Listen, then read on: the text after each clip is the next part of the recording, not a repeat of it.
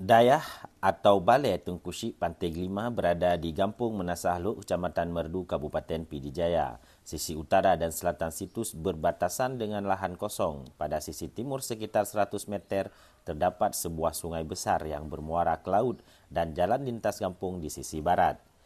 Dayah adalah kata dalam bahasa Aceh yang bermakna pesantren tradisional. Sementara Tengku Syek Pantai Gelima adalah lakap daripada Tengku Syekh Ismail bin Yaqub, seorang ulama besar, sastrawan, serta juga panglima perang pada abad ke-19 Masehi sekaligus pimpinan pondok pesantren tersebut. Bangunan ini sebenarnya berbentuk persegi panjang, seluas 2 kali 4 meter. Konstruksinya panggung dan semua materialnya adalah kayu. Dinding bangunannya memiliki ornamen khas Aceh yang lazim ditemukan pada bangunan-bangunan tradisional lainnya. 3 buah jendela pada sisi utara dan selatan melengkapi arsitektur bangunan di mana pintu utamanya berada di sisi timur. Hanya saja tangga aslinya berbahan kayu yang telah direnovasi dengan bahan semen. Fungsi bangunan ini adalah sebagai asrama untuk para santri. Namun, dalam beberapa sejarah menyebutkan bahawa bangunan ini sebagai tempat beliau beristirahat. Dalam masyarakat Aceh, asrama seperti ini dikenal dengan sebuah bilik ataupun bilik, bermakna kamar tidur untuk para santri.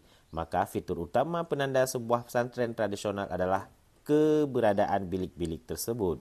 Ukuran bangunan ini relatif kecil karena fungsinya hanya sebagai tempat tidur, sementara kelas 1 ruang belajar berada di surau atau bangunan pondok yang khusus dibuat untuk tujuan tersebut. Bangunan ini merupakan satu-satunya bukti yang tersisa dari pesantren Tengku Syek Pantai Gelima yang pernah jaya pada masa lampau. Menurut penuturan ahli waris, dahulu kawasan seluas lebih kurang 500 meter persegi ini dipadati oleh bangunan asrama dan surau. Selain itu, bangunan ini memiliki nilai sejarah cukup signifikan. Dayah Tengku Syek Pantai Gelima menurut catatan sejarah adalah salah satu dayah tertua di Aceh. Dayah ini pada masa agresi militer Belanda ke Aceh berfungsi sebagai tempat latihan militer.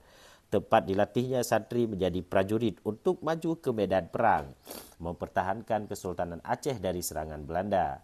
Tengku Syek Pantai Gelima adalah ketua pesantren sekaligus panglima perang yang dilantik oleh Sultan Aceh. Alhasil, prajurit terbaik dari dayah ini diberangkatkan ke Kutaraja ataupun Banda Aceh atas perintah Sultan Aceh untuk mempertahankan ibu kota dari serangan Belanda. Kondisi bangunannya sangat memprihatinkan, namun bangunan ini adalah satu-satunya bukti yang tersisa sehingga harus diselamatkan mengingat pesantren ataupun peranan dayah Tengku Syek Pantai Gelima dalam mempertahankan Kesultanan Aceh pada masa agresi militer Belanda begitu nyata.